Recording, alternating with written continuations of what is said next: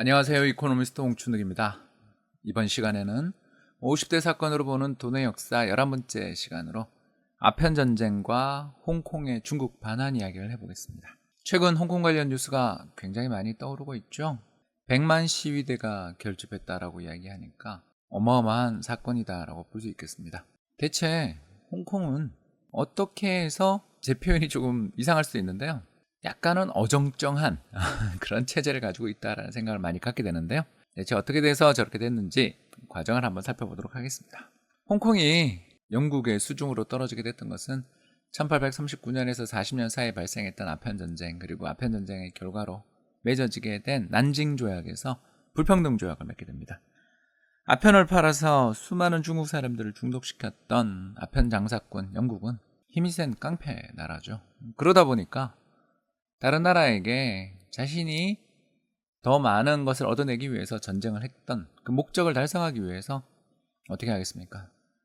무역을 하기에 가장 편한, 특히 광저우라는 중국의 남부의 가장 핵심적인 항구 도시 앞에 있는 홍콩섬을 자신이 차지하겠다라고 한 것이 바로 난징 조약의 결과로 홍콩의 하량이 1842년 난징 조약으로 얻어졌습니다. 그런데 이 그림을 보시면 홍콩만 있는 게 아니라 이 홍콩 건너편에 카오룽 반도, 구룡 반도라는 곳이 있고요. 더 나가서 이 북쪽에 여기서부터 이 지역이 신계, 뉴 테리토리라는 그런 지역이 되겠습니다. 그래서 홍콩은 크게 봐서 세 가지 지역으로 나뉘어져 있는데 이 세 지역은 영국이 차례차례 획득했다, 이렇게 생각하시면 되겠습니다. 바로 홍콩섬 건너편에 있는 카오룽, 즉 구룡 반도는 언제 할양했느냐? 2차 아편전쟁입니다. 이게 저는 1차 아편전쟁도 막장이지만 2차 아편전쟁, 즉 에로우 사건이 더 심각한 막장이다라고 봅니다. 광저우항 앞에 있는 주강이라는 게 이제 광저우로 흘러 들어가고 있는 중국의 남부를 가로지르는 큰 강입니다. 중국인 소유의 배 에로우호죠. 영국 배가 아닙니다. 청나라 관리가 올라가서 승무원 전원이 체포되고 영국 국기가 바다에 던져지는 사건이 일어났습니다. 다시 말해서 중국인 소유였지만 이 배가 해적질을 하던 배였던 거고, 거기에 영국 국기를 달아서 위장하고 있었던 겁니다. 그런데 파악하기를 해적선이다 라고 해서 단속하면서 중국인 선원을 체포했는데, 문제는 영국인 선장이, 즉 영국 배로 위장을 하려면 영국 사람이 하나 있어야 되니까요, 영국인 선장이 있었는데 문제는 선장은 또 체포도 안 됐어요. 바다의 안전을 위협하는 해적선을 단속한 사건임에도 불구하고 영국은 자기의 나라 국기를 모욕했다라며 배상금과 사과문을 내라고 했고요.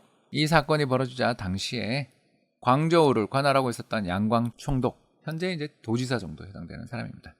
연명침은 사건 당시 배에 영국 국기가 걸려있지도 않았고, 더 나아가서 중국인 소유의 배이므로 영국의 사과와 배상을 요구할 이유도 없다고 일축했습니다만 전쟁이 시작됐고요. 광저우 약탈, 그 다음에 배를 끌고 올라가서 베이징까지 약탈해서 그 유명한 원명원의 약탈 사건이 바로 이때 벌어지고요. 이 약탈 과정에서 승리했던 영국과 프랑스 연합군이 카오룽 반도를 뺏게 되는 거고요. 또 이 과정에서 중재했다라는 명분으로 러시아가 끼어들면서 지금의 연해주, 바로 블라디보스톡에 있는 연해주 지방을 약탈하는 일이 이때 벌어집니다. 1차 아편전쟁과 2차 아편전쟁 사이에 무슨 일이 있었기에 이렇게 중국이 허망하게 당했는가? 바로 태평천국의 난이 그 사이에 있었던 것입니다.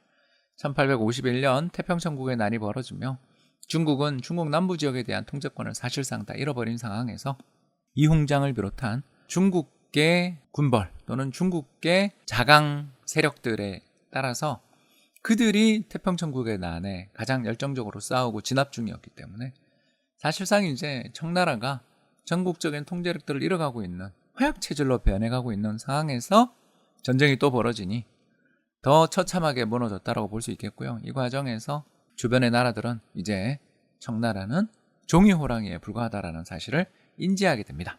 말이 참 안 나오는 사건이죠. 아편전쟁부터 시작됐던 판매 촉진 활동의 하나로 봐야죠.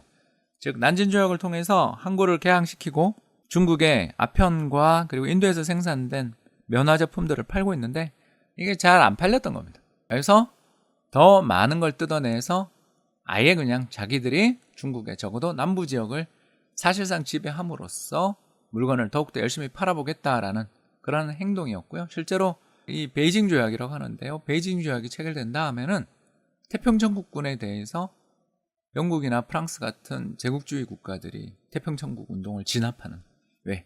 시장을 만들어야 되니까. 그런데 협조하는 모습을 보여주기도 합니다. 자, 이제 세 번째 신계, 뉴 테리토리 지역이죠. 카오롱 반도와 홍콩 선만으로는 부족했던 영국은 1898년 신계 지구를 마지막으로 지금의 홍콩 영역을 확정합니다.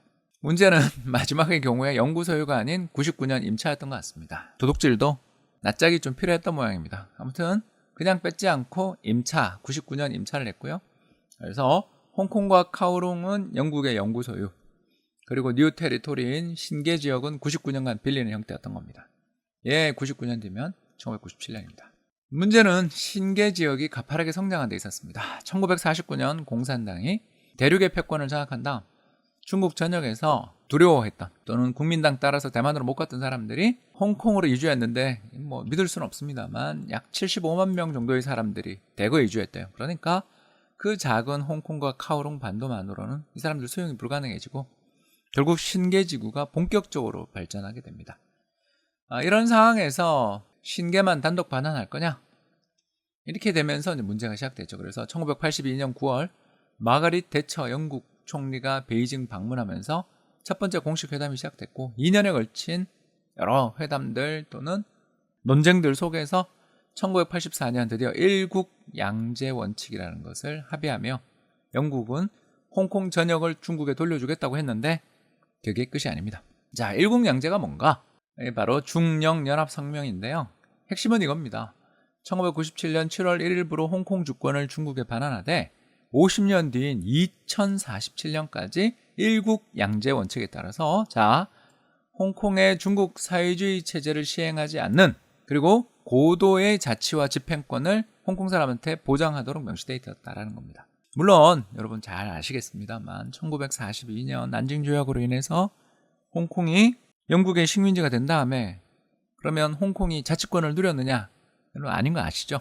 홍콩에서 총독이 와서 지배했습니다. 결국 1984년 중영연합성명을 서명한 다음에 영국이 짧은 기간 홍콩 사람들한테 자치권을 보장해주고, 그 자치권을 보장해주면서 일국양제에 따라라 라고 중국에게 이야기를 한 거죠. 물론 중국 입장에서 빼앗겼던 땅을 거의 150년 넘게 기다려서 다시 돌려받는 과정이기 때문에 이런 부분들에 대해서 그때까지만 해도 이렇게 크게 진지하게 생각하지 않았던 거죠. 그러나 2015년 기사인데, 2015년 기사에 재미있는 대목이 있습니다. 마거릿 대처 전 영국 총리는 당시 성명에 서명한 직후 홍콩의 주권 반환 이후 홍콩이 자치 보장 약속의 어떤 위반, 다시 말해서 중국이 홍콩을 자치 보장하겠다는 약속을 지키지 않으면 성명을 파기하면서 적어도 홍콩이랑 코오롱은 우리가 원래 갖고 있는 땅인데 중국한테 돌려준 건데 약속 위반이다라며 문제를 제기하겠다, 맞서겠다라고 이야기했다라는 겁니다. 무섭죠? 저는 좀 많이 무섭습니다. 물론 최근에 벌어지고 있는 홍콩의 여러 시위들, 이런 부분에 대해서 1987년 민주화의 과정을 거치고 또 1980년 광주의 경험을 가지고 있는 한국 사람 입장에서 아무래도 홍콩 사람들한테 좀 마음이 갑니다. 그들의 시위가 좋은 결과를 낳기를 바라고 또 평화적으로 끝나기를 바라는 마음 참 가득한데요. 다만 이런 역사적 사건들을 쭉 겪다 보니까 참 굴곡의 현대사, 그리고 제국주의 세력들에 의해서 국토가 저런 식으로 침탈당하고 또 불평등 조약을 맺은 결과가 두고두고 많은 문제를 일으킨다라는 것은 참 또 부인할 수 없는 사실 아닌가 싶어서 병도 주고 약도 주는 영국이 참 마음에 안 들고요. 브렉시트 이후에 영국 고생하는 거 보면 그거 참 고소하다는 생각도 들기도 합니다. 자, 이제 마지막으로 참고할 만한 책이 있는가라고 물으시는 분이 있다면 바로 하버드 중국사 청이라는 책을 추천합니다.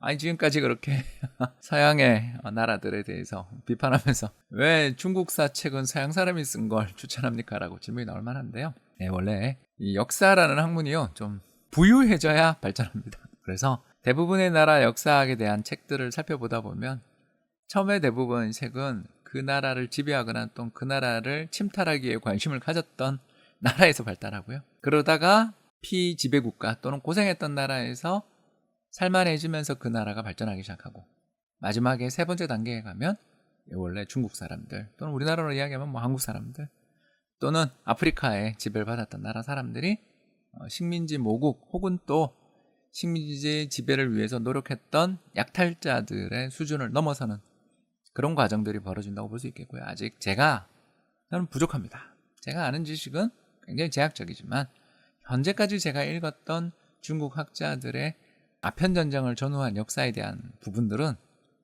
제 생각에는 조금 너무 민족주의적 감정에 치우친 면이 있어서 그런지 약간 혼재되어 있다는 느낌이 들어서, 미국 사람이 지은 책이죠. 예. 하버드 중국사 청, 중국 최후의 제국이 제 입장에서는 좀 많이 정리하는 데 도움이 됐었다라고 생각하며 중국 저자들이 쓴 좋은 책들이 곧 많이 나오기를 기대하는 마음 간절합니다. 이상으로 11번째 시간 마치도록 하겠습니다. 감사합니다.